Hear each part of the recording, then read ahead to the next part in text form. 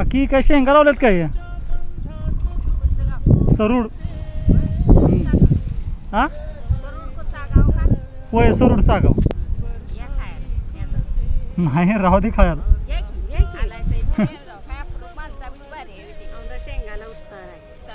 आहे काय उतार म्हणजे 110 105 असे शेंगा पीक उतारले म्हणजे त्यात आणि काय बस का बस बस कशाला मी नाही खाय तेवढं चालतंय चला जातो ठीक आहे पाणी पे गार पाणी राहू नको आता गाडून कसं नेऊ दे